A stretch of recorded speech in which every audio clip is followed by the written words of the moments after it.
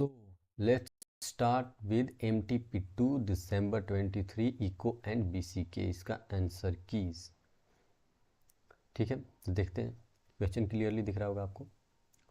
और MTP2 ही है ना? हाँ, MTP2 December 23 eco and BCK। देखिए जो पहला क्वेश्चन था वो था which aspect of taxation involves normative economics. अब नॉर्मेटिव इकोनॉमिक्स का मतलब होता है कोई भी चीज़ जो या तो होना चाहिए या फिर ऐसा समझ लीजिए कि कोई डेवलपमेंट की बात हो रही हो। यहाँ पे दो साइंस हम पढ़ते हैं, एक पॉजिटिव साइंस इकोनॉमिक्स में, एक नॉर्मेटिव साइंस। तो पॉजिटिव साइंस जो है वो प्रेजेंट को बताता है कि क्या जो भी इंसेंटिव्स है वो क्या है, जो पॉलिसीज है वो क्या है। लेकिन जब हम नॉर्मेटिव साइंस की बात करते हैं, नॉर्मेटिव इकोनॉमिक्स की बात करते हैं, तो उसमें हमें ये पता चलता है कि एक्चुअली में डेवलपमेंट कैसे होगा, इसका आउटकम क्या होगा। ठीक है, तो पहला द इंसिडेंस ऑफ टैक्स, ये तो प्रेजेंट बता रहा है यानी कि पॉजिटिव है। The effect of tax positive हो गया। फेयरनेस ऑफ टैक्स, तो जो फेयरनेस ऑफ टैक्स है ये बता रहा है कि मतलब कितना फेयर होगा एक टैक्स। तो ये आउट टू बी यानी शुड बी यानी कि डेवलपमेंट की बात कर रहा है, एक इंप्रूवमेंट की, तो सी हो जाएगा नॉर्मेटिव साइंस। समझ गए? नॉर्मेटिव मतलब वाट आउट टू बी या वाट शुड बी, यानी कि जो फ्यूचर में होने वाली है वो चीज़, उसका इम्पैक्ट क्या होगा, डेवलप्ड कैसे होगा, ये सब। अब सुनिए, when the price of substitute commodity X falls तब डिमांड ऑफ एक्स क्या होगा। प्राइस फॉल कर रहा है एक्स का, किस चीज़ का? सब्सटीट्यूट का। यहाँ पे ध्यान रखना, सब्सटीट्यूट का। अगर सब्सटीट्यूट की बात नहीं होती और एक्स का डिमांड प्राइस फॉल कर रहा होता तो एक्स का डिमांड बढ़ता ना। लेकिन क्योंकि यहाँ पे सब्सटीट्यूट की बात कर रहा है तो क्या होगा, तो फॉल हो जाएगा। टू का बी। समझ रहे हैं आप? अगर प्राइस यहाँ पे एक्स का फॉल करता तो डिमांड एक्स का बढ़ जाता, लेकिन यहाँ पे सब्सटीट्यूट का फॉल कर रहा है तो इसका क्या होगा, फॉल कर जाएगा। समझ गए? यहाँ पे डायरेक्ट रिलेशन। अगर यहाँ पे सब्सटीट्यूट वर्ड नहीं होता तो क्या होता, एक्स का अगर प्राइस बढ़ रहा है, एक्स का प्राइस घट रहा है, sorry, with the price of X falls तो डिमांड ऑफ एक्स राइजेज। लेकिन यहाँ पे सब्सटीट्यूट की बात कर रहा था, एक्स के सब्सटीट्यूट की, तो फॉल्स, गिर जाएगा। खैर, 3 पे आते हैं। 3 क्या है? If the quantity of a commodity demand remains unchanged, okay, quantity unchanged है एंड इट्स प्राइस चेंज हो रहा है, ठीक है, क्वांटिटी वैसा ही है। The coefficient of price elasticity of the demand would be 0, क्योंकि यहाँ पे देखिए इलास्टिसिटी क्या दिखा रहा है आपको, अब आप खुद चेक करके देखिए। क्वांटिटी का डिमांड जो है वो कांस्टेंट है, मतलब कांस्टेंट नहीं, अनचेंज्ड है, वो चेंज ही नहीं होगा। आप कितना भी प्राइस चेंज कर लिए, जो भी चेंज करना है, तो जब आप कोएफिशिएंट फाइंड करेंगे तो आपको पता चलेगा कि ड्यू टू रिमेनिंग अनचेंज्ड, इसका जो आंसर आएगा इलास्टिसिटी ऑफ डिमांड वो हो जाएगा 0। और कोएफिशिएंट पूछ रहा है प्राइस इलास्टिसिटी का, तो 0 ही रह जाएगा, क्यों, कोई चेंजेस नहीं है। समझ रहे? मतलब क्वांटिटी डिमांड जो है वो अनचेंज्ड है, तो अनचेंज्ड है यानी कि कोई इलास्टिसिटी नहीं है, इन इलास्टिक है, तो कोएफिशिएंट क्या हो जाएगा, 0 हो जाएगा। 1 मिनट में चेक करता हूँ एम आई लाइव और not, 1 second.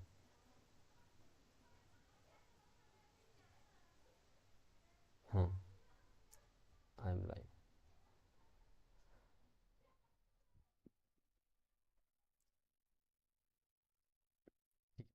Question number 4, a consumer who is below the personal budget, personal budget के नीचे है, तो वो क्या करेगा, मतलब उसका बजट जो है जितना होनी चाहिए उससे डाउन में है।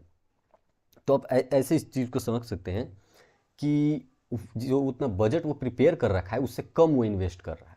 ठीक है, मतलब कम खर्चा कर रहा है, तो कम खर्चा कर रहा है तो वो सारा इनकम जो है वो खर्चा नहीं कर रहा, तभी तो वो बजट लाइन के नीचे, बजट पे चल जाता, मतलब जितना वो खर्चा डिसाइड करके रखा था उतना वो खर्चा कर रहा है। लेकिन यहाँ पे लिखा है कि वो बिलो चल रहा है, तो जब वो बिलो चल रहा है यानी कि सारा पैसा वो खर्च नहीं कर रहा। 4 का ए। 5 का देखते हैं। If the income elasticity of demand is greater than 1, income elasticity जो है वो ग्रेटर देन 1 है, ठीक है, तो कमोडिटी कैसा हो गया। अब आप खुद इस चीज़ को ऐसे समझिए कि जब आप इनकम जो चेंजेज होता है किस चीज़ के कारण, डिमांड के कारण, मतलब किसी भी क्वांटिटी को आप डिमांड कमोडिटी खरीदने जा रहे हैं, ठीक, तो इलास्टिसिटी जो आपका है वो मोर देन 1 है, मतलब आप एक इलास्टिक हैं। अगर प्राइस इधर उधर होता है तो आप, मतलब जो क्वांटिटी का प्राइस है या जो क्वांटिटी का प्राइस इधर उधर होता है तो आप इनकम के अनुसार ही उस पर स्पेंड करते हैं। ग्रेटर देन 1 है मतलब आप एक इलास्टिक कंज्यूमर हैं, इलास्टिक मतलब कि आप एक रेस्पॉन्सिव कंज्यूमर हैं, ठीक है। तो इनकम इलास्टिसिटी ग्रेटर देन 1 है, और तो किस कमोडिटी पे वो ग्रेटर देन 1 होगा। तो वो इस पे होगा कि अगर गुड्स लग्जरियस है तो ग्रेटर देन 1 होगा। देखिए यहाँ पे इनफाइनाइट की नहीं बात कर रहा या हाईली इलास्टिक की नहीं बात कर रहा, जस्ट ग्रेटर देन 1। 1 होता है यूनिटरी इलास्टिक, लेकिन ग्रेटर देन 1 मतलब थोड़ा सा चेंजेस आएगा ही आएगा आप में। मान लीजिए कोई लग्जरीज गुड्स अब नेसेसरी रहता तब तो आप इन इलास्टिक रहते, नेसेसरी गुड्स है तो प्राइस की कितना भी डिमांड इधर उधर हो जाए उससे मतलब नहीं, जितना हमारा इनकम है उसके अकॉर्डिंग ही हम उस पर खर्च करेंगे, ठीक है। लेकिन लग्जरियस जो गुड्स होता है उसमें हमारा जो है वो इनकम इलास्टिसिटी के अकॉर्डिंग हम चेंजेस ला लेते हैं कि हाँ ज़्यादा है, ज़्यादा महंगा है तो थोड़ा सा कम हम इनकम स्पेंड करेंगे, ठीक है। तो लग्जरियस गुड्स के केस में ये हो जाता है। 6 का देखिए, the substitution effect for a fall in the price of A commodity sets क्या सेटरस पेरिबस, अच्छा, other things being equal is given by, कौन दिया है, जरा सा ध्यान दीजिएगा नीचे, यहाँ पे राइट हैंड की बात नहीं कर रहा। A movement up a given indifference curve, a movement from a higher to lower IC indifference curve, a movement down a given indifference curve. क्या लगता है, ये सारे जो फीचर्स है वो बता रहा है कि इसका इंडिफरेंस कर्व का, ठीक है। अब डिफरेंस कर्व में सब्स्टिट्यूशन इम्पैक्ट पढ़े हैं, तो अब आप सोचिए कि अ movement up a given indifference curve, movement ऊपर जाने की बात करें इंडिफरेंस कर्व की, ऐसा तो कुछ होता नहीं है। सब्स्टिट्यूट करने की बात करें ना, यहाँ पे जब हम बनाते हैं लाइन पे सब्स्टिट्यूशन इफेक्ट तो हम क्या देखते हैं कि एक को हम हटाते हैं और दूसरे को हम लाते हैं, लेकिन सेम लेवल पे, तब अप और डाउन की तो बात है नहीं, ठीक है। और ये सारे यानी कि क्या बोल रहे हैं, a movement down a given indifference curve. 6 का क्या होनी चाहिए, 6 का C I think, movement down a indifference curve, क्योंकि substitution effect for a fall in the price, price fall कर रहा है तो मूवमेंट कहाँ होगा, आपका नीचे ही तो होगा।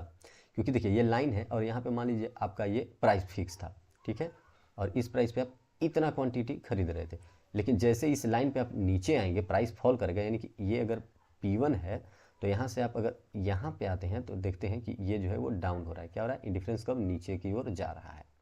यहाँ था पहले, पहले यहाँ था, अब यहाँ आ गया, तो क्या हो गया, मूवमेंट डाउन है इंडिफरेंस कर्व। अब एक ज़बरदस्त क्वेश्चन देखिए, मार्जिनल रेट ऑफ टेक्निकल, क्या होता है marginal rate of technical substitution, yes, marginal rate of technical substitution of किसका, लेबर एंड कैपिटल का, इक्वल्स टू 2, ठीक है 2 दिया है, तब M P K L by M P L equal to क्या होगा। अब यहाँ पे दो दो ऑप्शन में 2 है, ये देखिए ए में भी सी में भी आंसर 2 ही है, लेकिन इस चीज़ को समझिए, इसका फॉर्मूला क्या होता है मार्जिनल रेट ऑफ और technical substitution of labour and capital. तो हम लिखते हैं चेंजेज इन क्वांटिटी, ऐसे चेंजेज इन क्वांटिटी बाई, थोड़ा सा टाइम ले लेंगे इस पर, लेकिन समझने के लिए बहुत ज़रूरी है, बाई चेंजेज इन लेबर, मान लीजिए पहले हम लेबर ले लिए, ठीक, इनटू क्या होता है, इनटू में हो जाता है आपका चेंजेज इन लेबर ले चुके हैं तो कैपिटल बच गया, एक second, changes in capital divided by changes in quantity, ये आपका होता है फॉर्मूला किसका, M R T S L K का, ये होता है फॉर्मूला। अब आप यहाँ से देखिए ये क्वांटिटी, ये और ये क्वांटिटी तो ख़त्म हो जाएगा, ठीक, तो ये क्वांटिटी और ये क्वांटिटी ख़त्म हो गया, और ये दिया हुआ है 2, टोटल मतलब ये ओवरऑल जो था वो 2 था, ओके 2 था ये पूरा वैल्यू, और वहीं पे हम देख रहे हैं कि ये और ये खत्म हो गया, तो बचा क्या, चेंजेज इन लेबर या फिर चेंजेज इन, हाँ ऊपर changes in capital by changes in labour, यही बता, और ऊपर भी दे दिया है कि M P K L by M P L क्या होगा। तो भाई जब ये 2 है तो इनडायरेक्टली आपसे जो पूछ रहा है वो यही 2 ही पूछ रहा है, क्योंकि यहाँ पे एम पी के यानी marginal product of capital by marginal product of labour, तो ऊपर कैपिटल और नीचे लेबर, यहाँ पे भी वही है, तो यानी कि 2, तो जब ये 2 है तो ये भी 2 ही होगा, आप सी मारिए या ए मारिए, सही जवाब होगा। खैर कोई बात नहीं, सी ही मार लेते हैं 2, 1 सेकेंड,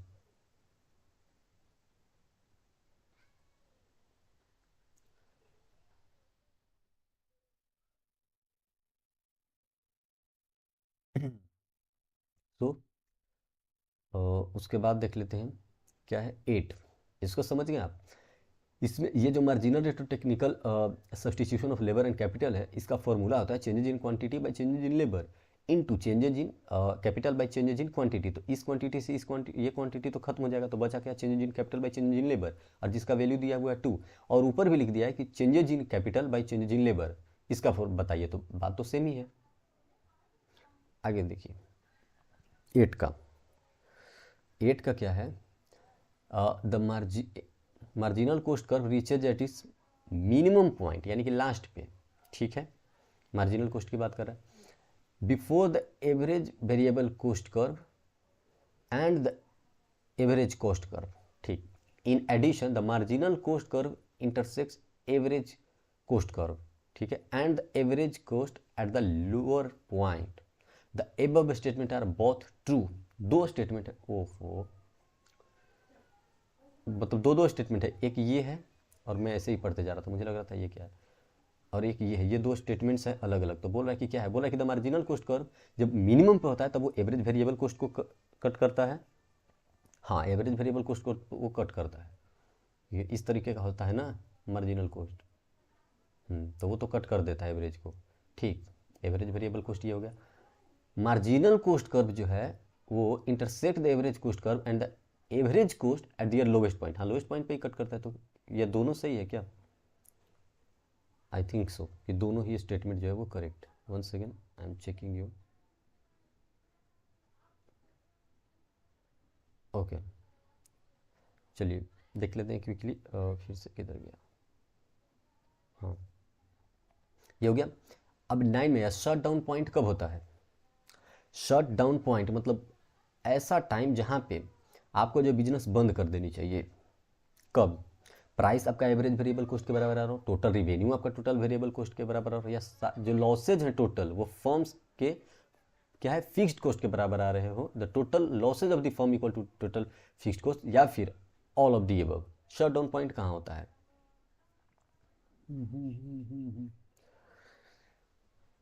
भाई जब प्राइस जो है आपका सिर्फ वेरिएबल कॉस्ट को ही कवर अप कर पा रहा है, यानी कि फैक्टर जो फिक्स्ड कॉस्ट है उसको तो कवर अप नहीं कर पा रहा है, यानी कि आप बहुत घाटे में जा रहे हैं। ये भी सही है। यहाँ पे देखिए टोटल रिवेन्यू जो है वो टोटल वेरिएबल कॉस्ट के बराबर ही आ रहा है, तो टोटल फिक्स्ड कॉस्ट यहाँ पे भी आप कवर अप नहीं कर पा रहे हैं। और यहाँ पे बोला कि टोटल लॉसेज जो हैं वो टोटल फिक्स्ड कॉस्ट के बराबर है, यानी कि यहाँ पे भी वेरिएबल कॉस्ट आप नहीं मेजर कर पा रहे हैं, यानी कि डी होनी चाहिए मेरे ख्याल से आंसर 9 का डी। ये सारे जो पॉइंट्स हैं उनमें एक कॉस्ट कवर नहीं हो पा रहा है।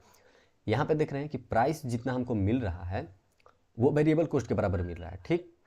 तो भाई हमारा फिक्स्ड कॉस्ट कैसे कवर अप होगा? फिक्स्ड कॉस्ट तो लग रहा है ना, फिक्स्ड कॉस्ट तो कवर अप हो नहीं रहा, यानी कि इस पर हम काम करते रहे तो फिक्स्ड कॉस्ट का खर्चा में और बढ़ता रहेगा, तो यहाँ पे नहीं हम कर सकते। यहीं पे देख रहे हैं कि टोटल रेवेन्यू जो मेरा जनरेट हो रहा है वो वेरिएबल कॉस्ट के जितना ही हो रहा है, तो फिक्स्ड कॉस्ट यहाँ पे भी हिडन रह गया, फिक्स्ड कॉस्ट लगता ही रह जाएगा, तो हमारा तो बिजनेस कम हो जाएगा।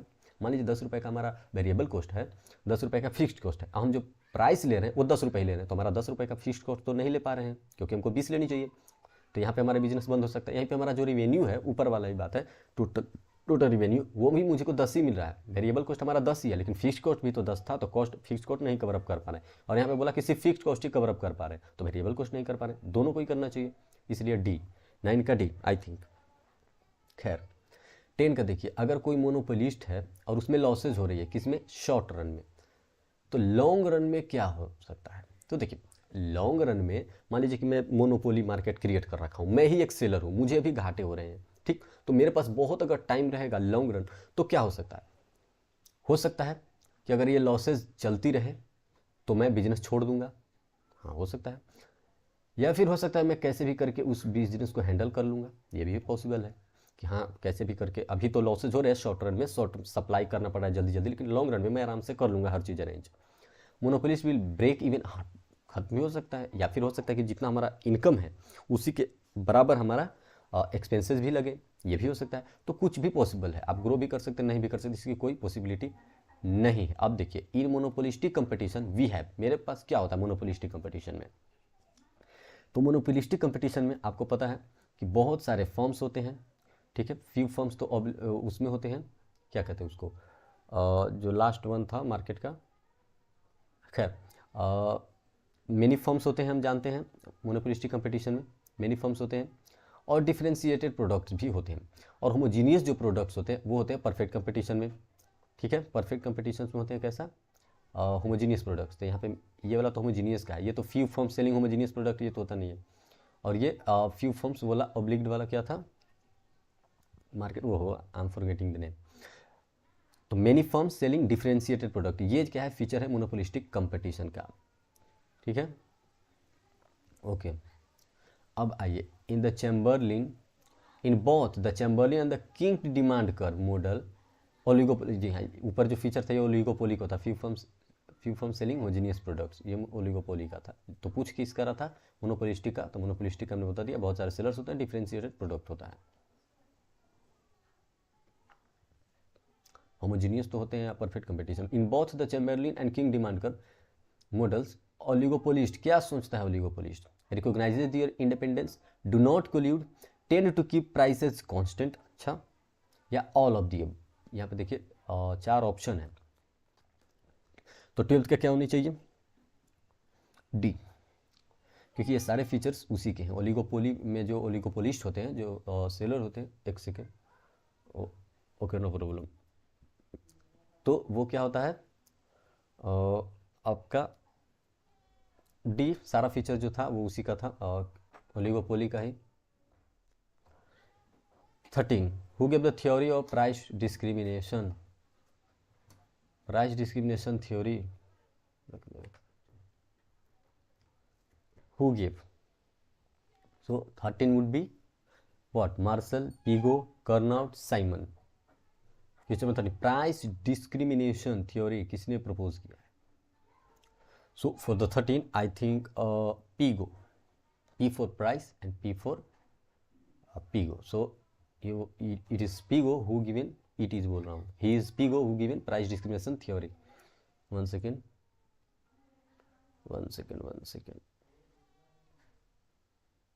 okay, now if a good has a price elasticity of demand greater than 1 means that they are responsiveness towards price, price को लेकर वो रेस्पॉन्सिव है, कोई भी कंज्यूमर, ठीक है। If a good has price elasticity of demand greater than 1 it is considered to be inelastic, तो हो ही नहीं सकता, ठीक है, क्योंकि इन इलास्टिक होता तो ग्रेटर देन 1 उसका इलास्टिसिटी नहीं होता। प्राइस इलास्टिक है, बिल्कुल है। क्या यूनिट प्राइस इलास्टिक है? अगर सिंपल 1 ही होता तो वो हो जाता, क्या हो जाता वो, यूनिट प्राइस इलास्टिसिटी। और इन इलास्टिक मतलब कोई चेंजेज ही नहीं होता, यानी कि वो 0 होता है, यहाँ पे 1 नहीं होता। तो 14 का क्या आंसर होगा, बी, प्राइस इलास्टिक है। क्यों? क्योंकि इसमें ग्रेटर देन 1 है। अगर 1 रहता तो यूनिटरी इलास्टिक, 0 रहता तो इन इलास्टिक हो जाता। और यूनिट प्राइस इलास्टिक ये तो होता नहीं है। प्राइस न्यूट्रल ये भी हम नहीं पढ़े। यूनिट क्या होता है, यूनिट प्राइस इलास्टिक की मतलब 1 से ही चेंजेज हो रहा है, ग्रेटर देन 1 नहीं, सिर्फ 1। प्राइस इलास्टिक ये मतलब greater than 1, price in elastic मतलब 0, कोई चेंजेज नहीं। तो price elastic will be answer 14 का बी। एक सेकेंड, 1 सेकेंड,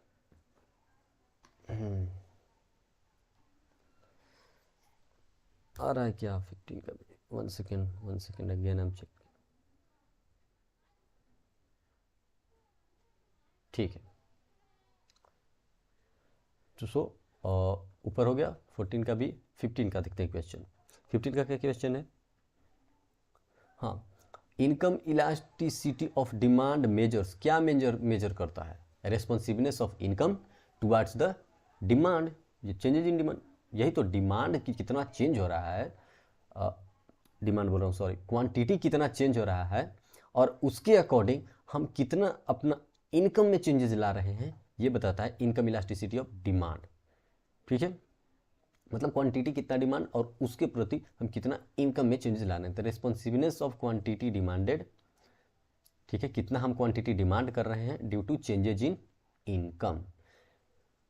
तो बी, 15 का बी होना चाहिए ना, आई थिंक सो, हाँ 15 का बी। क्यों? क्योंकि responsiveness of quantity demand changes in price, ये तो प्राइस इलास्टिसिटी ऑफ डिमांड हो गया फर्स्ट वन, ठीक है।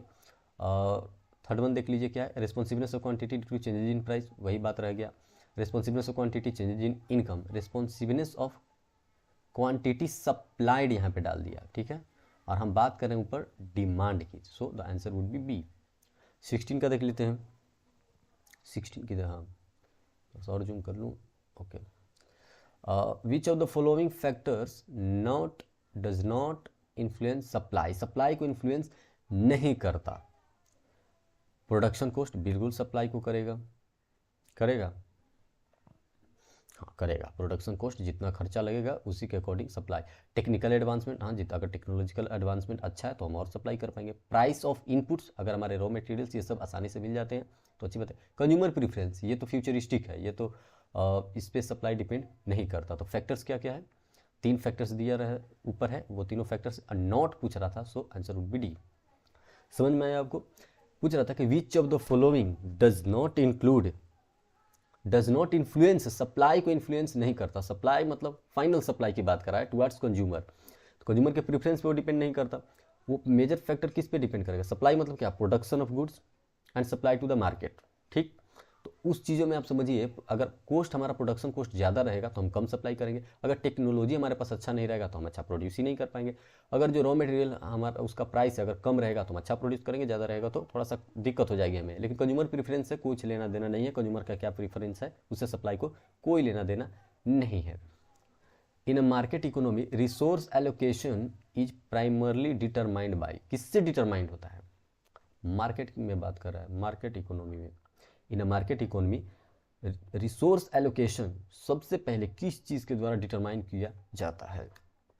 सो the answer of 17 would be demand and supply in the market place. Yes, simply, क्योंकि सेंट्रल प्लान, अब गवर्नमेंट तो इसमें आएगा नहीं, और फर्म्स तो कुछ भी डिसीजन ले, लार्ज फर्म रहे छोटा फर्म, उससे कुछ मतलब नहीं, इंटरनेशनल ट्रेड से कुछ। तो कंज्यूमर डिमांड और सप्लाई से हम क्या करते हैं, एक मार्केट में हम रिसोर्स का एलोकेशन करते हैं, प्राइमरी वही है। एक minute, 1 minute again I am checking. क्या बोला भैया? मैंने अब तक BCK नहीं किया, कैसे करूं? BCK नहीं किया, देखो क्या करो, BCK का रिवीजन लेक्चर देख लो या मैराथन देख लो, और सिर्फ इंटरनल क्वेश्चन जो है बुक्स के उतना कर लो, काफ़ी हो जाएगा। Now I am coming back to during recession. अच्छा, रेसेशन की बात करें, डाउनग्रेड की। लाइट चेहरा नहीं दिख रहा क्या? 1 सेकेंड, वो लाइट चली गई है, कोई बात नहीं। क्या बोला? During recession the economy experiences, recession के टाइम पे इकोनॉमी में क्या होगा? अब आप खुद सोचिए, रिसेशन एक डाउनफॉल की बात करता है। ऊपर वाला हो गया, हाँ 18 देख रहे हैं, तो 18 क्या होगा अगर रिसेशन हो रहा है इकोनॉमी में? तो during recession the economy experiences क्या? Decrease in price. देखिए, इकोनॉमी की बात कर रहा है यहाँ पे, कि इंडिविजुअल फर्म की बात नहीं कर रहा, इतना ध्यान रखिएगा, ठीक है? इकोनॉमी की बात कर रहा है, तो रिसेशन में क्या होता है? Decrease in price, inflation. अच्छा, high levels of economic growth नहीं, ये तो कभी नहीं होगा। हाई लेवल रिसेशन यानी डाउनफॉल की बात कर रहा है, ये तो होगा ही नहीं। डिक्लाइन इन एम्प्लॉयमेंट, हाँ ये हो सकता है। इकोनॉमी एक्टिविटी की बात किया, हाँ। इंक्रीज बिजनेस इन्वेस्टमेंट, ये तो होगा ही नहीं यार, और स्पेंडिंग, ये सब हाई होगा ही नहीं। तो आप सोचिए, decrease in price and inflation, क्या इन्फ्लेशन जो महंगाई है वो कम हो जाएगा अगर इकोनॉमी जो है वो रिसेशन में है, यानी कि डाउनफॉल में है? तो नहीं, तो ये भी नहीं होगा। So the answer would be your C, कि जब डाउनफॉल चल रहा है तो एम्प्लॉयमेंट यहाँ पे घट जाएगा, इकोनॉमी एक्टिविटी भी डाउन हो जाएगी। बाकी सारे जो है फेवरेबल कंडीशन की बात कर रहे थे। समझ में आया? 18 का सी। नाउ 19, एक minute again I am taking your query. Eco chapter 2 की ट्रिक्स बता दो कुछ, चैप्टर 2 इकोनॉमिक्स की, ठीक है बता देंगे, अभी नहीं बता सकते, अभी तो लाइव है, अभी सॉल्यूशन बताकर फिर बता देंगे। खैर, हो गया 18 का सी। 19 में आइए, क्या बोल रहा है? Which of the following policy measures is typically used by central banks to manage the business cycle. Business cycle को मैनेज करने के लिए सेंट्रल बैंक जो है कोई पॉलिसी लाती है, ठीक है? तो कौन सी पॉलिसी लाती है? Physical policy, monetary policy, trade policy या इंडस्ट्रियल पॉलिसी? भाई बात कर रहा है यहाँ पे बिजनेस साइकिल की, ठीक है? और बिजनेस साइकिल में पॉलिसी कौन ला रहा है? Central banks. क्या लगता है आपको, ये कैसा पॉलिसी है? मॉनेटरी पॉलिसी हुआ ना। सेंट्रल बैंक जो आता है वो किस चीज़ के लिए आता है? वो मनी या तो सप्लाई करेगा, ठीक है, उसको ही तो कंट्रोल करता है ना मॉनेटरी, तो मॉनेटरी पॉलिसी। क्योंकि देखिए, अब फिजिकल पॉलिसी ये तो एक्सपेंस की बात करता है, ट्रेड पॉलिसी ये तो ट्रेड से related export import, industrial policy तो ओवरऑल इंडस्ट्री की बात करता है, तो जो बच गया आपका वो मॉनेटरी पॉलिसी ही बच गया। 19 का बी, ठीक है, मॉनेटरी पॉलिसी 19 का। Now coming to the next question 20, which of the following is lagging economic indicator? तो आप पढ़ेंगे एक लीडिंग और एक लैगिंग। लीडिंग पीछे से, लैगिंग जो आगे की बात करता है। तो कंज्यूमर क्या है? कॉन्फिडेंस इंडेक्स, ये तो प्रेजेंट की है, कोई दिक्कत की बात नहीं है। स्टॉक मार्केट परफॉर्मेंस, ये भी करेंटली हम देख लेते हैं। न्यू हाउसिंग स्टार्ट्स, ये भी करेंट की है। लेकिन लैगिंग इंडिकेटर फ्यूचरिस्टिक बात करता है, यानी कि आगे की बात करता है चेंजेस की। तो अनएम्प्लॉयमेंट रेट जो है ना वो फ्यूचरिस्टिक है, समझ रहे हैं आप? लैगिंग इकोनॉमिक इंडिकेटर, जैसे दो इकोनॉमिक इंडिकेटर होते हैं, लीडिंग, लैगिंग, एक होता है कोइंसिडेंट, तीन होता है। तो लीडिंग बताता है पहले से, यानी कि चेंजेज होने से पहले, कोई भी आउटपुट चेंज हो रहा है उससे पहले लीडिंग इंडिकेटर इंडिकेट कर देता है। लैगिंग जो बाद की बात करता है। तो अनएम्प्लॉयमेंट रेट जो, वो अनएम्प्लॉयमेंट कब क्रिएट होता है, किसी चीज़ के आउटकम के बाद ही तो क्रिएट होता है अनएम्प्लॉयमेंट, यानी कि डाउनग्रेड होगा उसके बाद अनएम्प्लॉयमेंट होगा। बाकी सारी चीज़ें प्रेजेंट की बात कर रहा था, यहाँ पे परफॉर्मेंस, ये तो प्रेजेंट की बात है कि स्टॉक मार्केट कैसे परफॉर्म करिए, लेकिन अनएम्प्लॉयमेंट रेट जो है वो लैगिंग इंडिकेटर है। ठीक है, 20 का C. So now coming to the 21, क्या price elasticity of demand of good is -3। समझ रहे हो, मतलब कि हम इलास्टिक नहीं, हम इन इलास्टिक तो है ही, लेकिन हम डाउनग्रेड में चलते हैं, पीछे चलते हैं। ठीक है, प्राइस यानी कि हमेशा हम निगेटिव लेकर चलते हैं इलास्टिसिटी ऑफ डिमांड में। ठीक, इट शोज दैट, क्या दिखाता है ये, कि अगर प्राइस जो है वो फॉल करेगा 1% से, तो हम डिमांड राइज कर देंगे 3% से। मतलब समझ रहे हैं आप, -3 है, रिस्पॉन्सिवनेस हमारा जो है वो -3 है, यानी कि प्राइस में अगर वो 1 भी चेंजेज लाता है तो हम 3 चेंजेज लाते हैं, इतना आपको पता है ना। लेकिन हम निगेटिव चेंजेज लाएंगे, अगर वो बढ़ाएगा तो हम घटाएंगे, वो घटाएगा तो हम बढ़ाएंगे।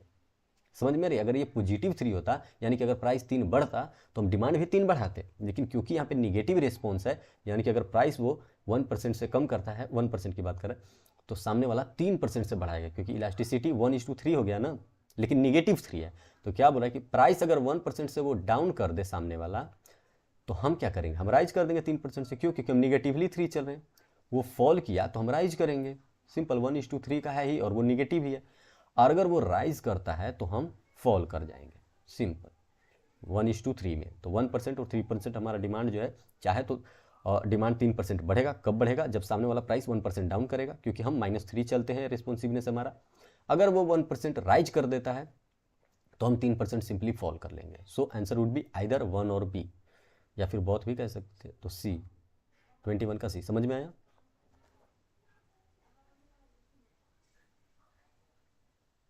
अब इसी के चैप्टर 3, ठीक है, हम उसका बताएंगे क्विकली। भाई सीए इंटर की भी लाभ, okay bro, I will be coming back. खैर, समझ गए। अब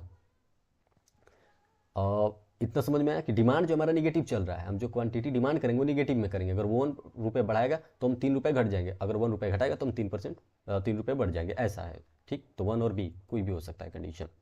नाउ 22,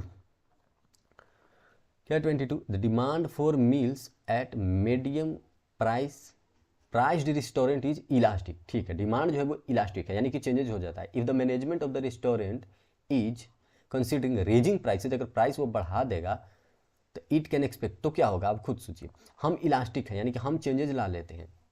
ठीक, तो अगर सामने वाला प्राइसेज बढ़ा देगा तो हम क्या करेंगे, हम घटा लेंगे। Proportionately large fall in quantity demanded. समझ में आया? अब यहाँ पे स्मॉल नहीं ले लीजिएगा कि स्मॉल क्वांटिटी में चेंज होगा, इनफाइनाइट तो नहीं होगा, क्योंकि इलास्टिक की बात कर रहा है, यानी कि चेंजेज बहुत ज़्यादा तो अडॉप्ट नहीं करते, लेकिन चेंजेज अडॉप्ट करते हैं, ऐसा क्वेश्चन कह रहा है। ठीक है, इलास्टिक मतलब क्या, और प्राइस क्या है, मीडियम प्राइस रेस्टोरेंट है। ठीक है, मीडियम प्राइस वो लेकर चलता है। अगर मैनेजमेंट सोच रहा है कि प्राइस रेज कर देंगे तो उसी के अकॉर्डिंगली क्वांटिटी जो है वो फॉल कर जाएगा। समझ रहे हैं आप, क्योंकि सामने वाला इलास्टिक है।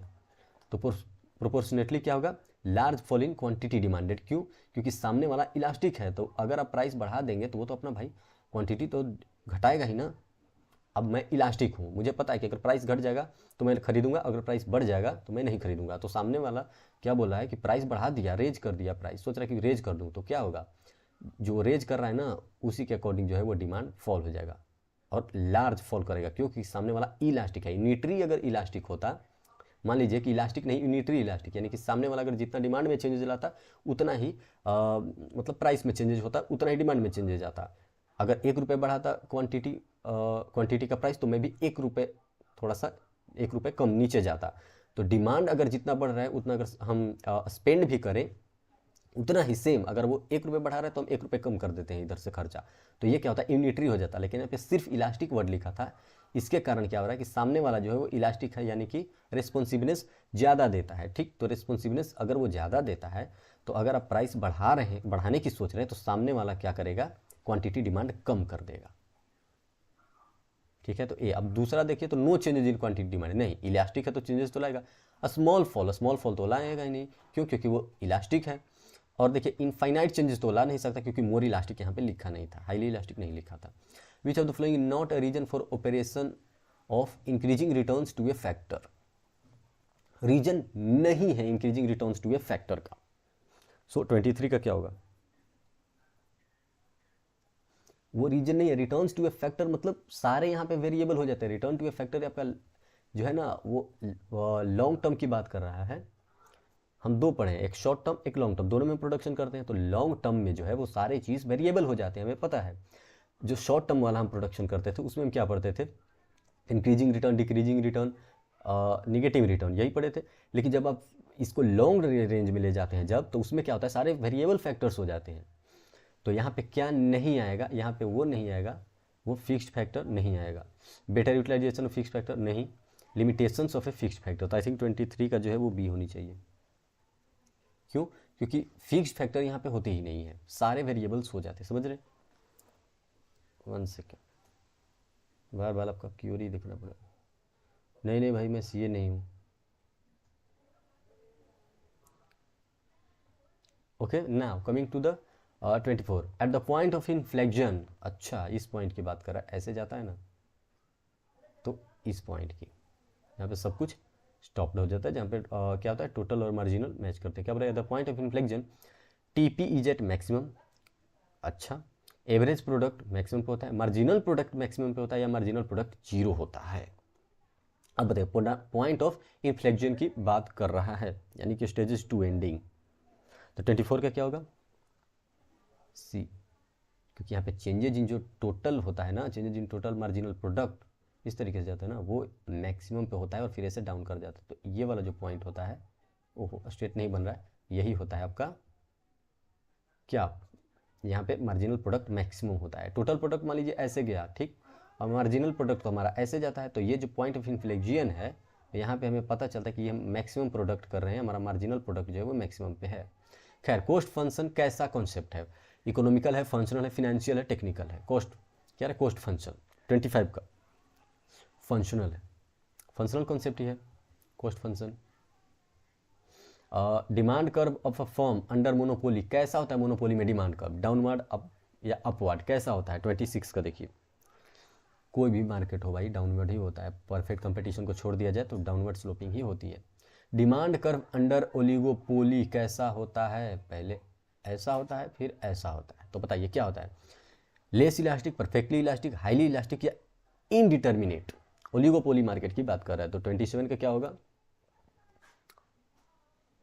इनडिटर्मिनेट, क्योंकि लेस इलास्टिक और परफेक्टली इलास्टिक यहाँ पे कोई कॉन्सेप्ट नहीं है, पहले रिजिड फिर हो जाता है थोड़ा सा स्लो, इस तरीके का होता है ना डिमांड कर्व उसका, ओलिगोपोली का। खैर, in a commodity market excess demand exist, कब कब एक्सेस डिमांड होगा, when the market price is greater than the equilibrium. अच्छा, equilibrium price is greater than the market price, equilibrium price is not equal to the market price, और government fixes the price. क्या होगा इसका 28 का, equilibrium price is greater than the market price, तब जो है वो आपका एक्सेस डिमांड एग्जिस्ट करेगा।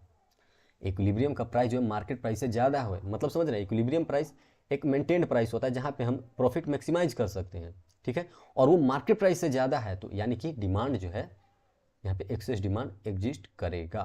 बी, अभी मैं फिगर भी बना सकता था लेकिन टाइम ज़्यादा लग जाएगा। अब फ्यू बिग सेलर्स, बहुत सारे लेकिन कम सेलर्स हैं, वो कहाँ पे होते हैं, ओलिगोपोली में ही होते हैं ना। 29 का सी होनी चाहिए, 29 का सी, ये ओलिगोपोली का फीचर है जिसमें बहुत सारे सेलर्स होते हैं लेकिन थोड़े से सेलर्स होते हैं, बिग सेलर्स लेकिन थोड़े से सेलर्स, बहुत सारे सेलर्स नहीं, बड़े सेलर लेकिन छोटे क्वांटिटी में, मतलब फी इन नंबर्स, जैसे कार, मोटर कार, ये सब बनाने वाले हो गए, ये सब ओलिगोपोलिस्ट होते हैं।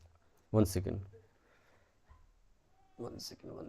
हाँ, now the total cost curve, total नहीं, the cost curve which is inversely S shaped. अच्छा, एस शेप्ड क्या इनवर्स में है, तो उसे क्या कहेंगे, फिगर याद कीजिए, एस के रिवर्स टोटल वेरिएबल कॉस्ट, समझ गए। क्यों, क्योंकि एवरेज कॉस्ट कर्व तो बिल्कुल इस तरीके का होता है, वो तो कॉस्ट है। फिक्स्ड कॉस्ट तो आपको पता ही है, एवरेज फिक्स्ड कॉस्ट इस तरीके का हो जाता है। Total variable cost, marginal cost तो सीधे ऐसा होता है। तो एस का जो रिवर्स है टोटल वेरिएबल कॉस्ट है, रिवर्स हो जाता है ना बनाने पे। वो हमेशा चेंजेज होते रहता है वो स्टार्टिंग से। Okay, which of the following is not an example of coincident indicator, यानी कि कोइंसिडेंट इंडिकेटर जो प्रेजेंटली चेंजेज आती है उसे हम कोइंसिडेंट मान लेते हैं। तो कोइंसिडेंट इंडिकेटर कौन सा नहीं होगा यार, इलेक्ट्रिसिटी अब तक नहीं आई। Okay, no problem. तो कौन सी नहीं पूछ रहे ना, हाँ, which is not, which of the following is not a coincident indicator. 31 का क्या होगा?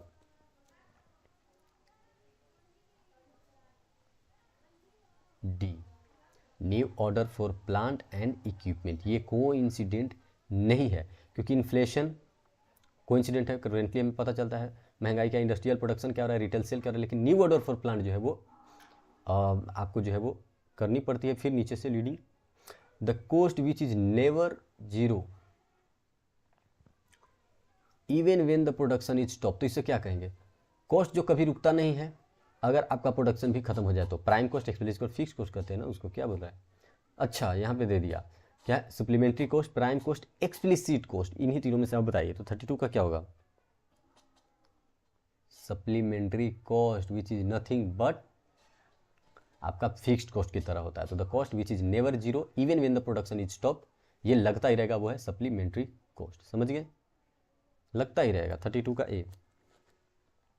once again I'm taking your query।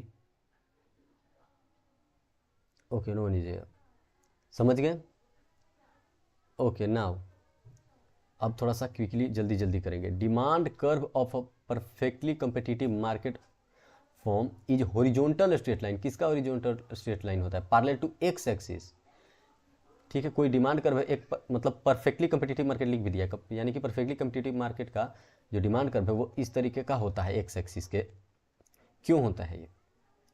Selling cost zero होता है, there is a freedom of entry and exit, price taker है, none of this. बताइए क्या होगा?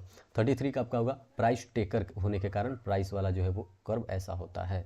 Maker नहीं है, टेकर होते हैं। विच of the following country is purely socialist है, यानी कि टोटल गवर्नमेंटल इकोनॉमी है वहाँ पे, कौन सी? 34 का जो आपका हो जाएगा वो जाएगा D, none of these. USSR, China, Vietnam, ये सब क्या है?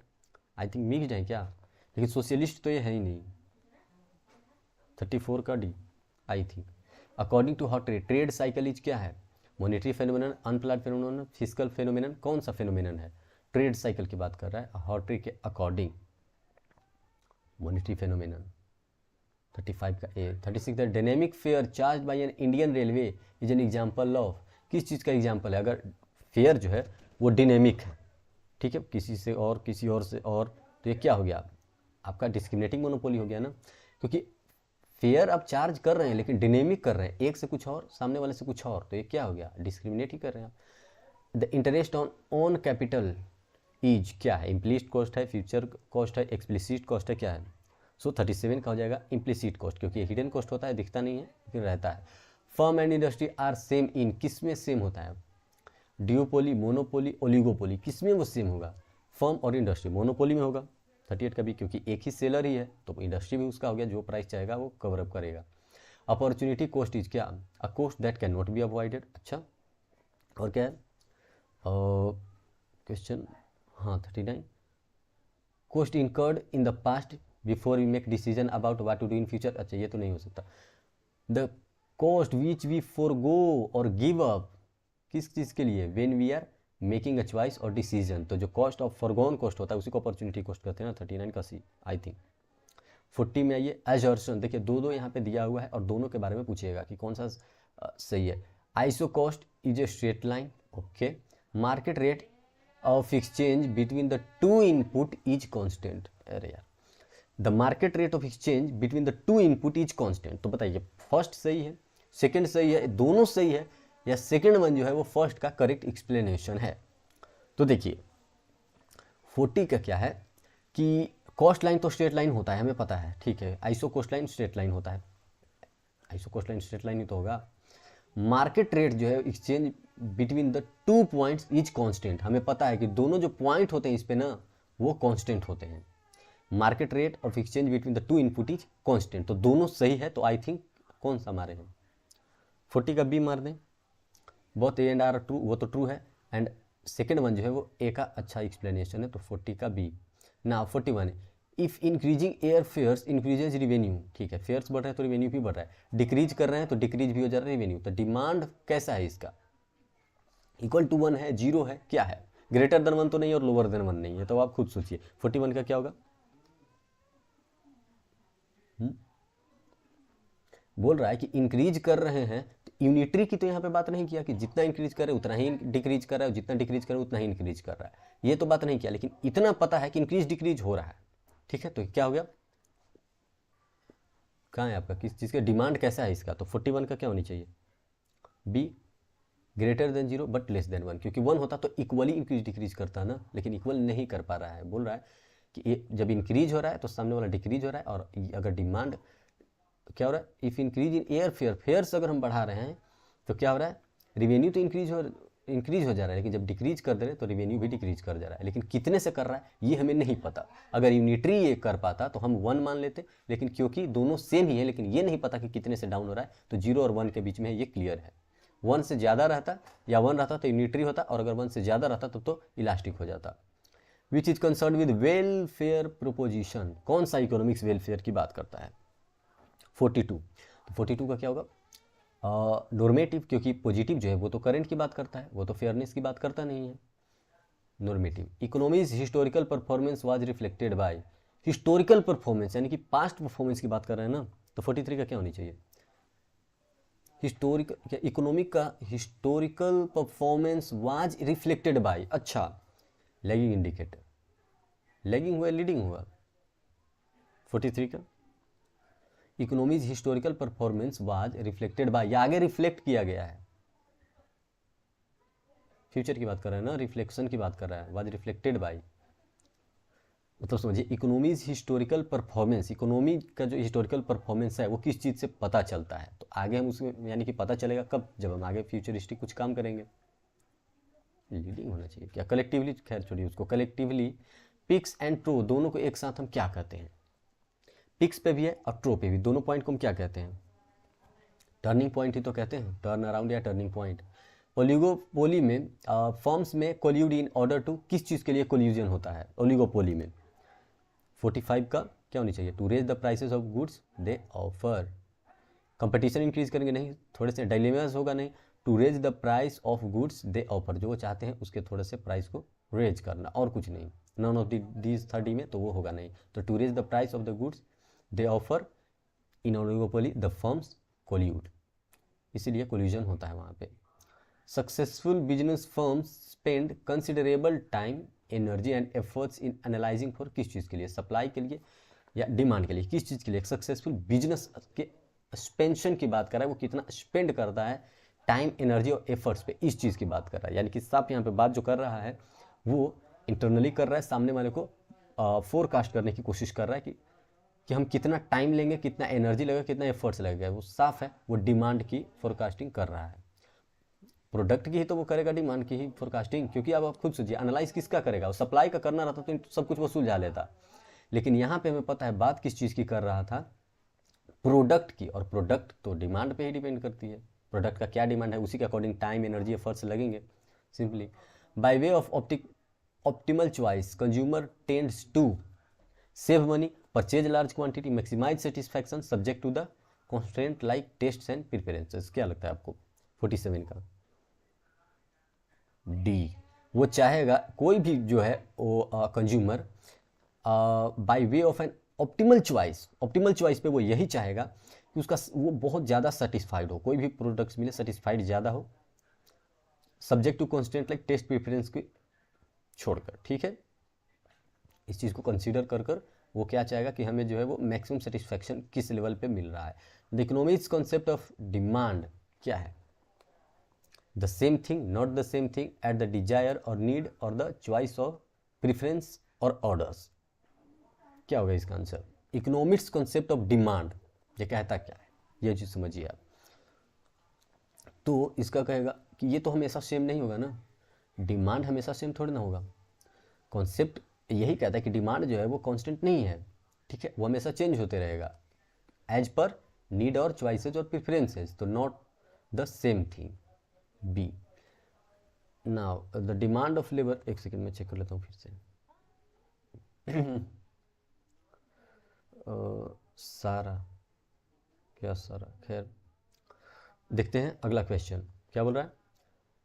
The demand for labour in response to the wage rate is, क्या है, whereas the demand for the labour in response to the price, यानी कि in response to the wage and response to the price of electronic goods where labour enters as an input is, मतलब दोनों demand की बात करें कि कैसा demand है। तो 49 का जो आंसर होना चाहिए वो होनी चाहिए बी। क्यों? क्योंकि जो डिमांड जो है वो मेजर डिमांड से डिराइव्ड होता है, उसे कहते हैं डिराइव डिमांड। तो सेकंड में पता चल गया, demand for the same labour in response to the price of electronic goods where labour जो इंटर हो रहा है, ठीक है। तो ये तो डिराइव डिमांड हो गया, पता चल गया कि सामने वाले से डिराइव होकर आया। डिमांड फॉर, क्या बोल रहा था, labour in response to the wages. अब वेज और लेबर दोनों में कैसा रिलेशन है, डायरेक्ट। लेबर और वेज दोनों में क्या है, डायरेक्ट ही रिलेशन है। ये क्या हो गया, ये तो डायरेक्ट डिमांड है, पता चल गया कि इस पे डिपेंड करता है। लेकिन demand for same labour, labour वही है लेकिन प्राइस की बात कर रहा है, किस चीज़ के रिस्पॉन्स में, in response to the price of electronic goods where labour enters as an input, जहां हम इनपुट की तरह लेबर को यूज करें। तो ये तो डिराइव डिमांड हो गया, तो ये क्या हो गया, बी, 49 का बी। 50 का ये, यहाँ पे भी 2 दे दिया और पूछ रहा है कि कौन सा सही है कौन सा गलत है। 2 सेंटेंसेज है, एक ये है और एक ये है। अब दोनों में करेक्ट कौन सा है, तो देखिए पहला पढ़ते हैं। शॉर्ट रन में प्रोड्यूसर ऑपरेट्स इन स्टेज 2, हाँ स्टेज 2 में वो करता है, of law of diminishing return. वही तो चाहता है वो कि हमारा जो स्टेज 2 है जहाँ पे हम मैक्सिमाइज कर रहे होते हैं पूरा प्रोडक्शन, तो वहाँ पे हम जो है प्रोडक्शन करेंगे। Whereas the average product of variable factor is declining, हाँ एवरेज प्रोडक्ट जो है यहाँ पे डिक्लाइन कर रहा है, ठीक है। एवरेज प्रोडक्ट तो डिक्लाइन ही करता है ना, एपी। अब सुनिए क्या बोल रहा है, average variable factor is, average product of variable factor is declining, हाँ सही है। In the stage 1 and 2, first and second, stage 1 and 3, 2 बोल रहा हूँ, 1 एंड 3 में स्टार्टिंग और ये जो एंडिंग होता है डाउनफॉल वाला, marginal product of the fixed and the variable factor respectively are negative. क्या बोल रहा है कि in stage 1 and stage 3 the marginal product of fixed and the variable factor दोनों क्या होते हैं, रिस्पेक्टिवली आर निगेटिव, दोनों निगेटिव होते हैं। ये बात कर रहा है स्टेज 1 में और स्टेज 3 में। अब बताइए यहाँ पे बात हो रही है शॉर्ट रन की, लॉन्ग रन की तो बात हो नहीं। लॉन्ग रन की बात होती है तो क्या होता है, ऐसे जाता है एपी, फिर ऐसे होता है, फिर ऐसे होता है। लेकिन यहाँ पे ऐसे जाकर सीधा डाउन हो जाता है और मार्जिनल प्रोडक्ट जो है वो ऐसे जाकर वो भी ऐसे होता है, इस तरीके से। तो निगेटिव तो होता है, 1 में क्या होता है वो फिक्स्ड होता है, लेकिन वेरिएबल फैक्टर फिर हो जाता है निगेटिव। थर्ड की भी बात कर रहा था स्टेज 3 में, तो स्टेज 3 में तो नीचे जाता ही जाता है, ठीक है, शॉर्ट रन में। ये तो निगेटिव, यानी कि दोनों बातें जो है वो सही लिखी हुई है। स्टेज 2 में ऑपरेट करना चाहता है कोई भी बिजनेस, और वहाँ पे क्या होता है, डिक्लाइन हो रहता है, क्या, एपी, एवरेज प्रोडक्ट डिक्लाइन होता रहता है। यहाँ से एवरेज प्रोडक्ट जो है वो ऐसे डिक्लाइन होते रहता है, ये तो सही बात है। और मार्जिनल प्रोडक्ट थर्ड स्टेज में जो है वो निगेटिव हो जाता है, बिल्कुल। और स्टेज 1 में क्या होता है, वो marginal product of the fixed, क्या बोल रहा है, the marginal product of the fixed and the variable factor are respectively negative. हाँ स्टेज 3 में वो निगेटिव हो जाता है। तो आंसर क्या होनी चाहिए 50 का बी होनी चाहिए, आई थिंक सो। क्योंकि बाकी जो है वो बोल रहा है कि करेक्ट एक्सप्लेनेशन नहीं है, तो सेकंड वाला तो फर्स्ट वाले की ही बात कर रहा है, तो करेक्ट एक्सप्लेनेशन तो है, क्योंकि सारे स्टेजेज की ही बात कर रहा है, तो दोनों तो एक्सप्लेनेशन ही हुए ना एक दूसरे के, दोनों एक्सप्लेनेशन है। तो करेक्ट ऑप्शन जो है वो होगा 50 का बी। 51 देखिए, विच of the following groups of goods have in elastic demand. In elastic demand है, मतलब कि डिमांड में चेंजेज हो ही नहीं पाएगा, कितना भी आप प्राइस बढ़ा लीजिए। यानी कि सामने वाला जो है वो नेसेसिटी गुड्स होनी चाहिए, तभी तो इन इलास्टिक डिमांड होगा। मान लीजिए आप किसी प्रोडक्ट का डिमांड घटा ही नहीं सकते, ना बढ़ा सकते हैं, ठीक है, कब, चाहे वो प्राइस ज़्यादा रखे प्राइस कम रखे, उससे कुछ मतलब नहीं। आपका डिमांड जो है वो कांस्टेंट ही रहने वाला है, कांस्टेंट। आप डिमांड चेंज नहीं करेंगे, तो किस केस में होता है, तो अब 51 का C, salt, school uniform and medicine. अब बताइए सॉल्ट का प्राइस अगर बढ़ जाएगा तो क्या आप उसको खरीदेंगे, नहीं खरीदेंगे ही खरीदेंगे। स्कूल यूनिफॉर्म क्या प्राइस बढ़ जाएगा तो आप नहीं खरीदेंगे, खरीदेंगे ही, आप इन इलास्टिक है। अगर मेडिसिन है तो मेडिसिन का अगर प्राइस बढ़ा दिया तो क्या आप अपना इलाज नहीं करवाएंगे, करवाएंगे ही। तो 51 का सी, यानी कि सारे नेसेसिटीज गुड्स थे। आगे देखिए, if the price of commodity is raised by 12% and elasticity of demand is -0.63, the expenditure made on the commodity by a consumer will, क्या होगा, प्राइस हम रेज करें 12% से तो डिमांड हमारा घट जा रहा है, ये चीज़ पता चल रहा है आपको, प्राइस बढ़ने के कारण घट जा रहा है, यानी कि हम इलास्टिक हैं। तो एक्सपेंडिचर जो है वो कंज्यूमर का बढ़ेगा या घटेगा, ये बताइए। वो जो है एक्सपेंडिचर वो इंक्रीज ही होगा ना, खर्चे तो बढ़ेंगे ही, क्योंकि प्राइस अगर रेज हो रहा है 12% से, तो इलास्टिसिटी ऑफ डिमांड जो है वो प्राइस के रेस्पॉन्सिवनेस आप -0.63 चले जाते हैं, तो जो खर्चे हो रहे हैं आपका वो बढ़ ही रहा है, बढ़ेगा या घटेगा? ओफो, एक मिनट, 52 इंक्रीज कैसे करेगा? The price of commodity raise हो रहा है 12% से, तो इलास्टिसिटी ऑफ डिमांड हम -0.63 ला रहे हैं, ठीक, यानी कि हम डिमांड घटा दे रहे हैं। तो expenditure made on the commodity by a consumer, अगर वो इसी पे जो एक्सपेंस करेगा, यानी कि जो डिमांड बढ़ा हुआ है उस पर, हाँ सही है, decrease. Now a consumer's preference are monotonic, monotonic preference की बात कर रहे हैं।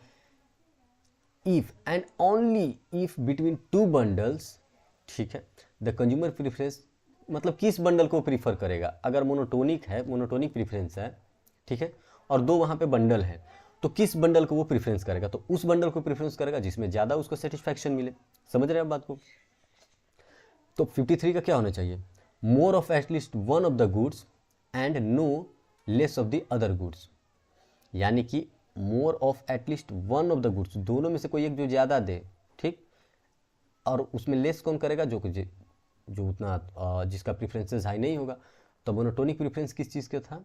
दो बंडल का था, समझ गया? तो consumer prefers the bundle which has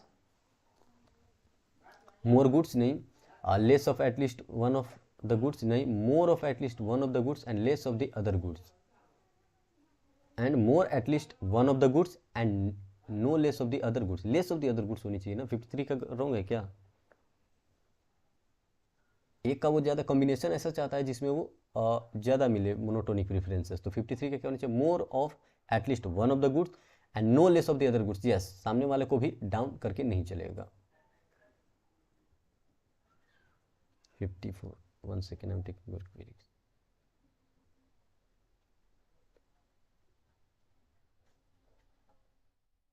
ये भी क्वेश्चन था, हाँ। ड्यूरिंग लॉकडाउन कोविड में a consumer finds the vegetable vendors selling vegetables in the streets have raise the prices, price को रेज कर लिया है सामने वाला, क्योंकि कोविड-19 का टाइम था। देन द यूजुअल प्राइस से बढ़ा दिया, तो सी विल बाई कितना? मोर, लेस और सेम ही बाई करेगी, इतना तो पता ही है। Then her usual demand showing the demand of vegetable is, क्या है? इलास्टिक है, क्या आप वेजिटेबल को इग्नोर कर सकते हो? वेजिटेबल को आप इग्नोर कर सकते हो या नहीं? नहीं कर सकते, वो आपको परचेज कर खाना ही है। तो यानी कि परचेज करेगी सेम ही लेवल, और क्यों? क्योंकि उसका डिमांड जो वो इन इलास्टिक है, वो डिमांड चेंज नहीं कर सकती अपना। अब देखिए, in the given figure D D is the demand curve, D D is the demand curve, यहाँ से यहाँ तक ये डिमांड कर्व दे दिया, okay. R is the given point on it, ठीक है, area of the shaded portion, और क्या बोला? आर जो है वो गिवन पॉइंट है, ठीक है, एक पॉइंट है इस पे आर, देख लीजिए। और शेडेड पोर्शन जो है देख लीजिए, OP1RQ1, वो क्या है?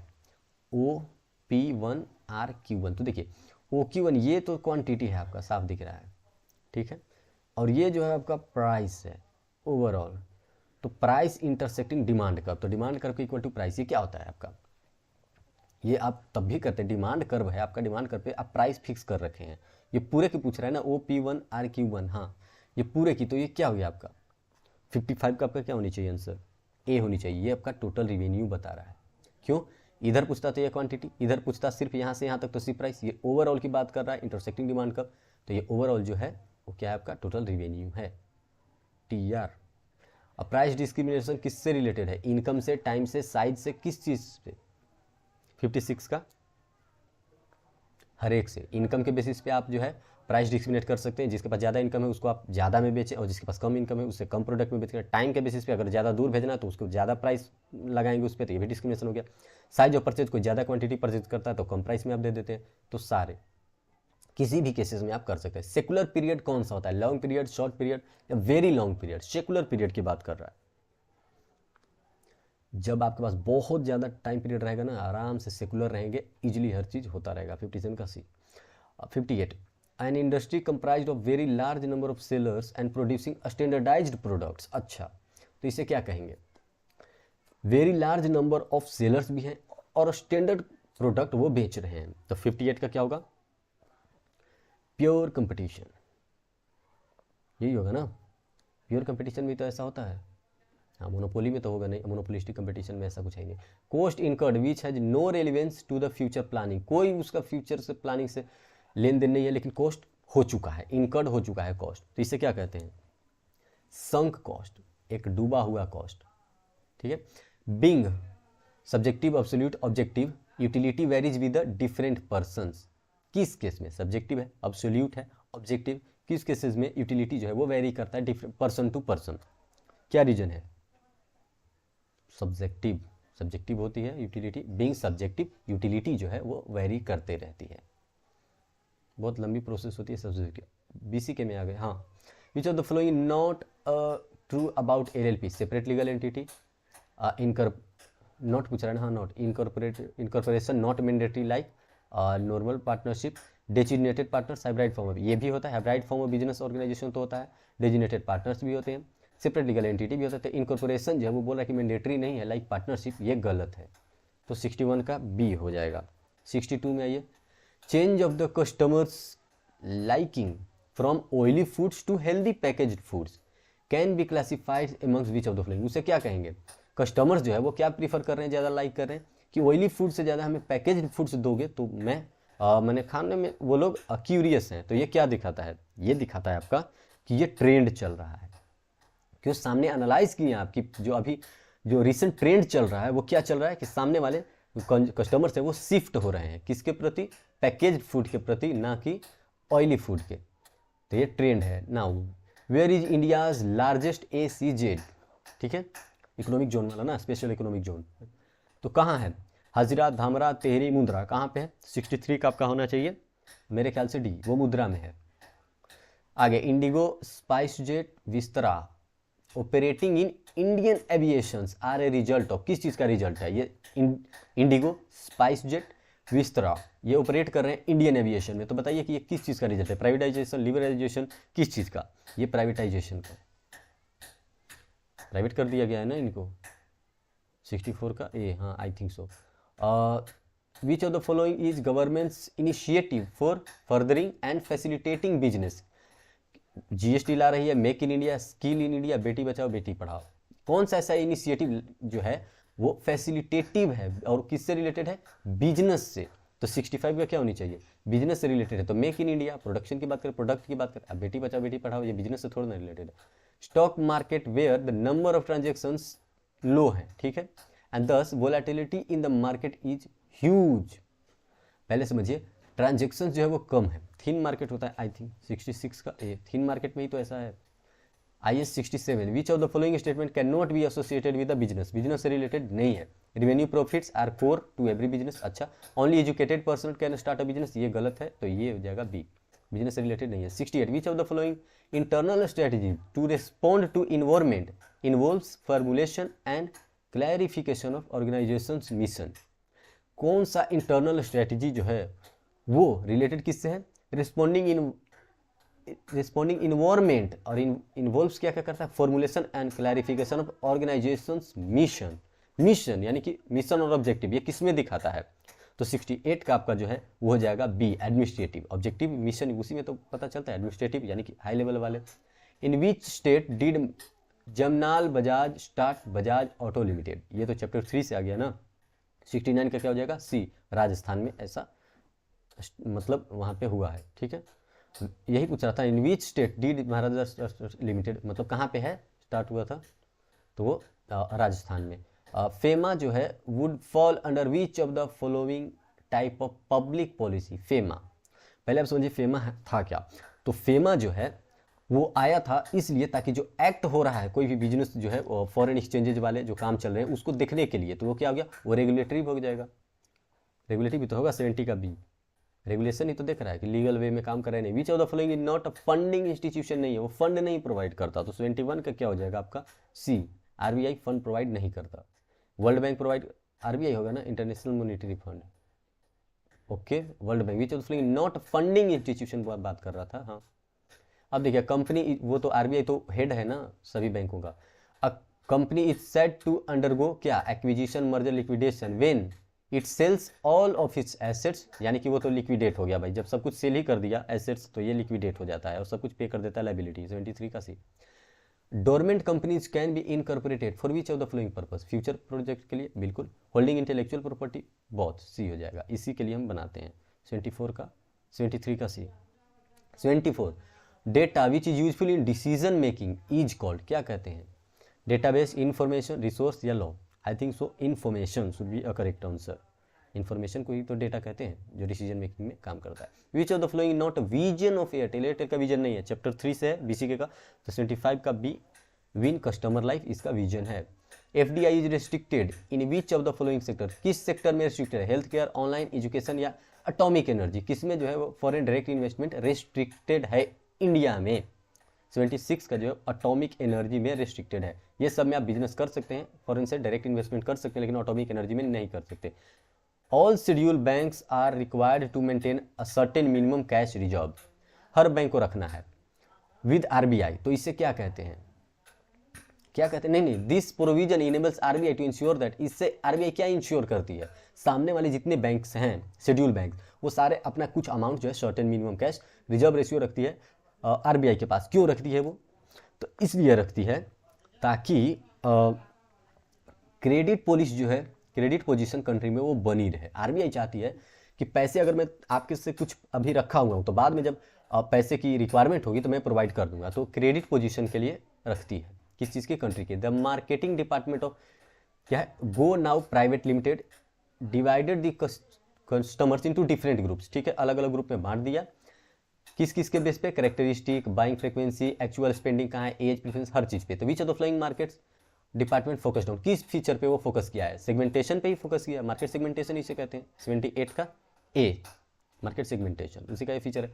हेड ऑफ एचयूएफ क्या कहते हैं, उसे कर्ता कहते हैं। 79 का बी, ओके, आवाज कहाँ से आया। Which of the following is not a part of internal environment of a business organisation, internal environment का पार्ट नहीं है, लेबर होता है, कॉर्पोरेट कल्चर होता है, ऑर्गेनाइजेशनल स्ट्रक्चर, शायद कस्टमर्स नहीं होते, ये तो हमारे एक्सटर्नल हो गए ना। 80 का सी, हाँ।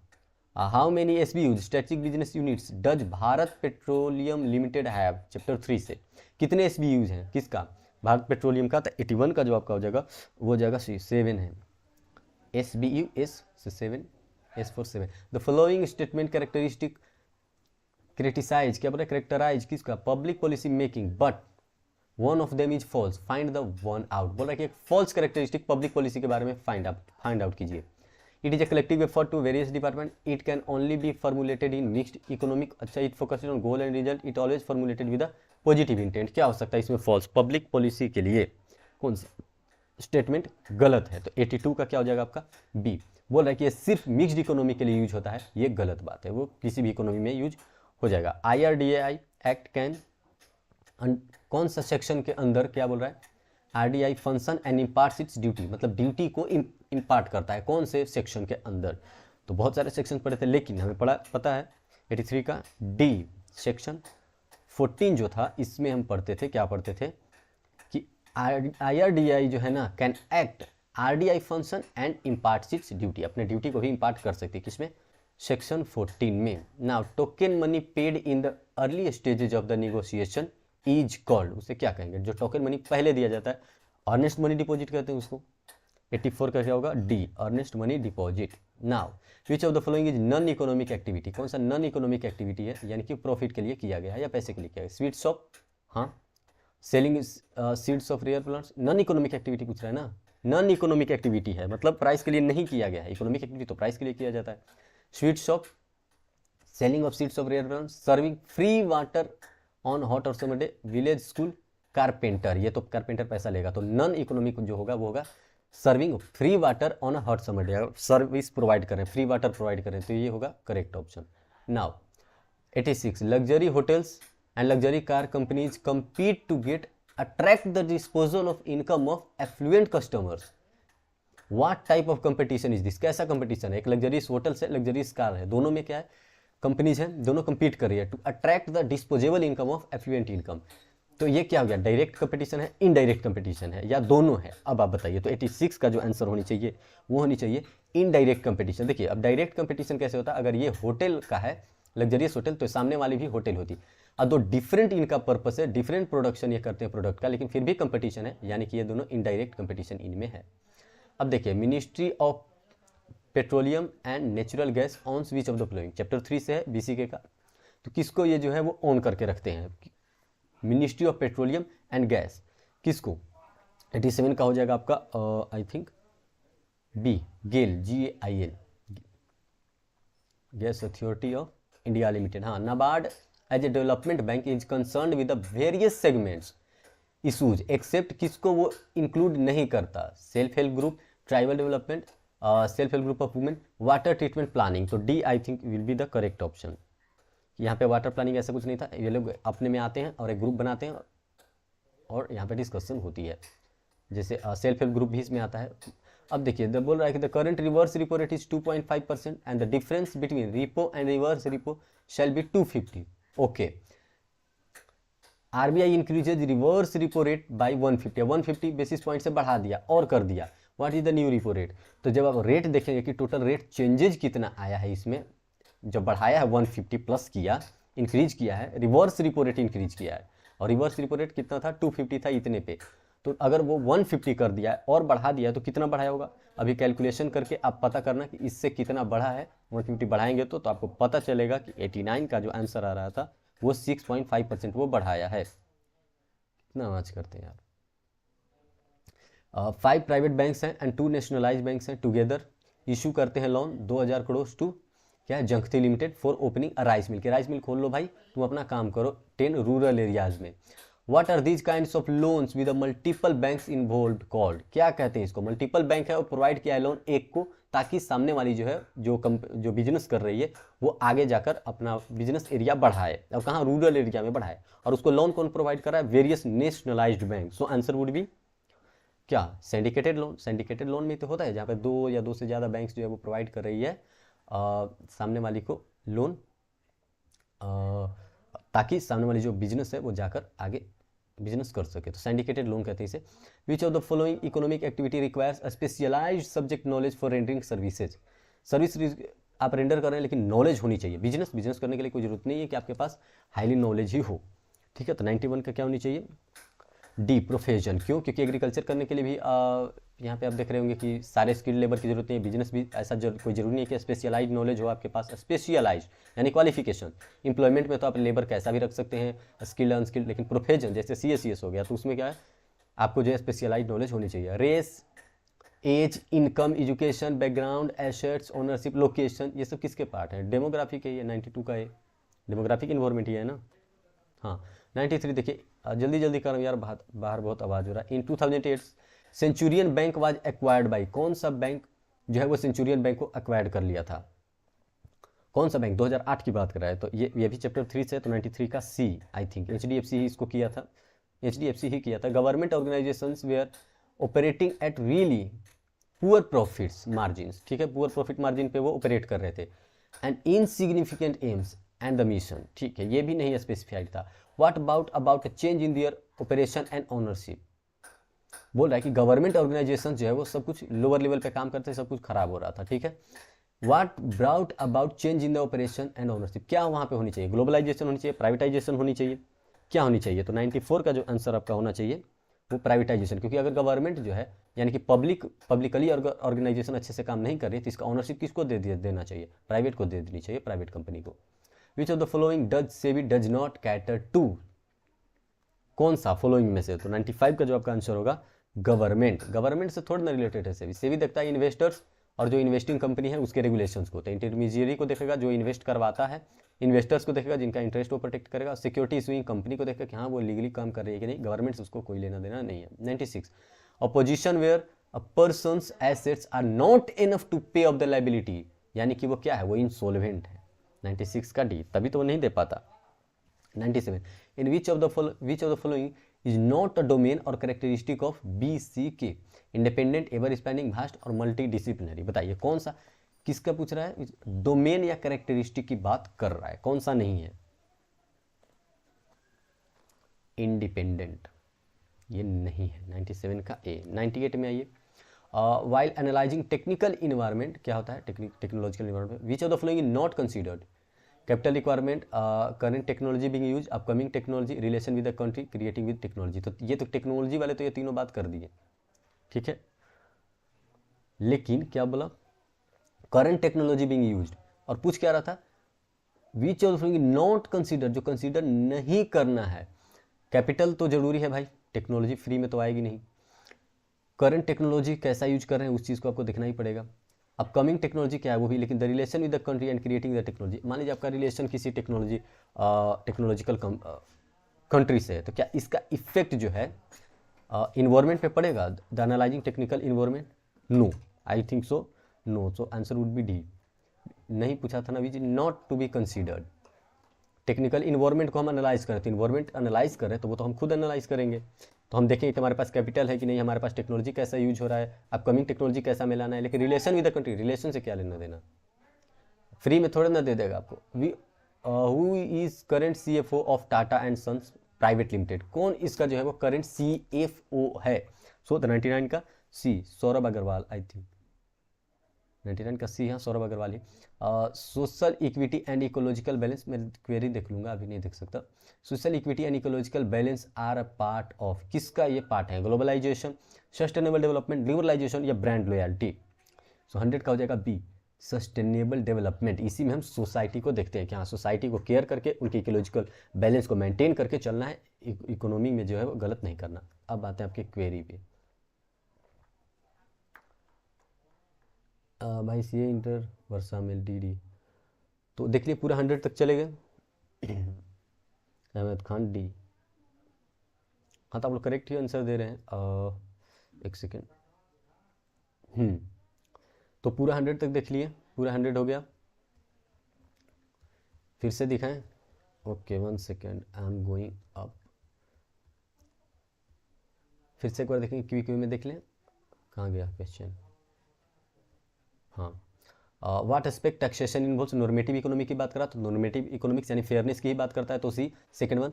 सब्सटीट्यूट है एक, जिसका जो है वो कमोडिटी का अगर प्राइस घट रहा है, when the price of substitute अगर फॉल कर रहा है सब्सटीट्यूट का, तो आपका जो है वो डिमांड क्या होगा, आपका डिमांड भी फॉल कर जाएगा। यही अगर आपका खुद का प्राइस घट रहा होता तो आपका डिमांड बढ़ जाता, लेकिन सब्सटीट्यूट की बात करें, क्वांटिटी डिमांड जो है वो अनचेंज है, ठीक है। तो जब अनचेंज है तो कोएफिशिएंट ऑफ प्राइस इलास्टिसिटी क्या हो जाएगा, जीरो हो जाएगा।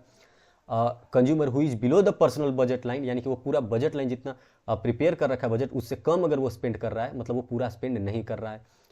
5 देखिए, if the income elasticity of demand greater than 1 है, तो कमोडिटी कैसा है, नेसेसिटी, लग्जरियस होगा, वो लग्जरियस है तभी तो ग्रेटर देन 1 है। नेसेसिटी में तो आपका जो है वो इन इलास्टिक हो जाएगा, और इन्फीरियर में तो आप नेगेटिव चलते हैं, लेकिन ग्रेटर देन 1 है तो लग्जरियस गुड है।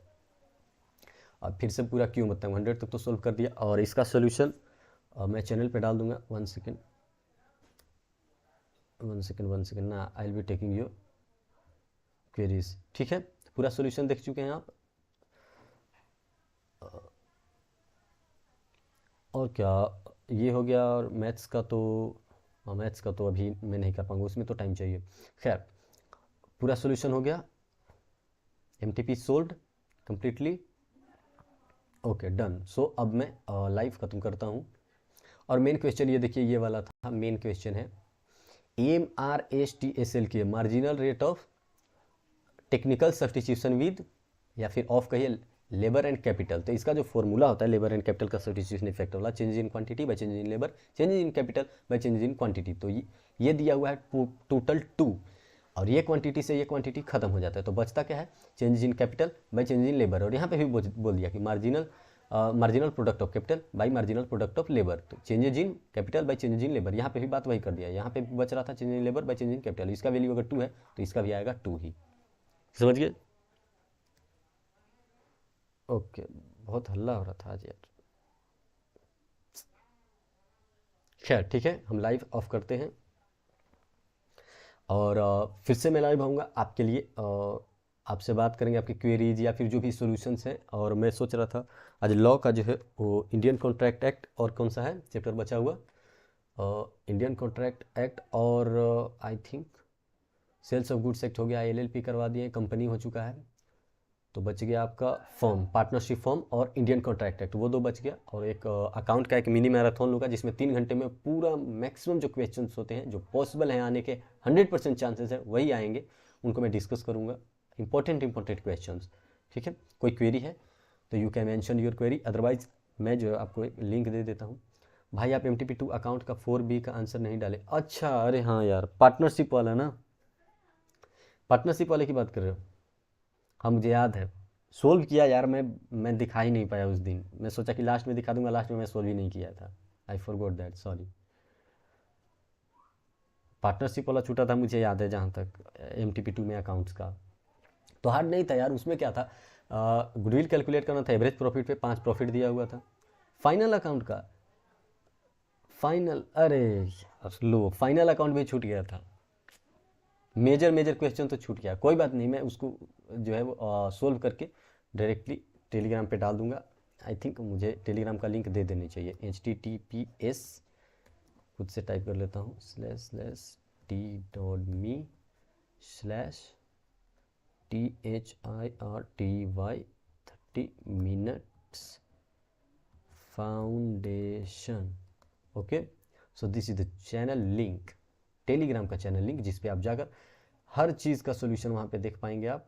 मैं पिन करता हूँ मैसेज को, पूरा पूरा solution, trick, hard questions, short questions, important questions, या फिर जो क्या कहते हैं उसको, एक्सपेक्टेड क्वेश्चंस, हर चीज़ मैं वहाँ पे डिस्कस कर रखा हूँ। ठीक है, तो अब जो है पूरा सोल्यूशन मैं बता चुका हूँ और मैं लाइव ऑफ करूँगा। ओके, और हाँ मैं आऊँगा लाइव फिर से, जिसमें मैं आपका पूरा अकाउंट्स का एक मैराथन लेने की सोच रहा हूँ। अब देखो, उसमें मिनी मैराथन होगा और क्विकली हर चीज़ जो है उसमें हम डिस्कस करने की कोशिश करेंगे।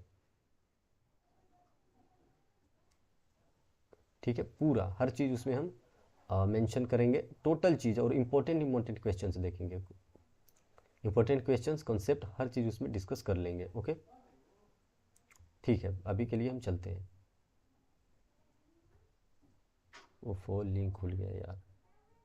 ठीक है, चलते हैं, अभी थोड़ी सी अगल बगल हल्ला हो रहा है। ठीक है, मैं आऊँगा लाइव फिर से आपके लिए, और इम्पोर्टेंट क्वेश्चन जो हैं अकाउंट्स के, इंपॉर्टेंट क्वेश्चंस, और एक क्विक वे में थ्योरी में 10 मिनट से ज़्यादा नहीं लूँगा, 10 मिनट में पूरा कॉन्सेप्ट बता दूंगा। हर एक चैप्टर में 10-10 मिनट लूँगा और 3-3 क्वेश्चन कराऊंगा, और उन तीनों से बियॉन्ड ICI नहीं जाएगा। 90% जो है वो सिलेबस वहीं से आएगा। 3 से 4 घंटे का वो रहेगा टोटल सेशन, और हर चीज़ डिस्कस कर दूंगा अकाउंट्स का। ठीक है, और डायरेक्टली फोकस्ड हम रहेंगे क्वेश्चन पे कि किस किस टाइप के क्वेश्चन पूछता है। तो अभी के लिए इतना ही। मैं करता हूँ चैट ऑफ और बंद करता हूँ। ठीक है, ओके, चलिए, धन्यवाद।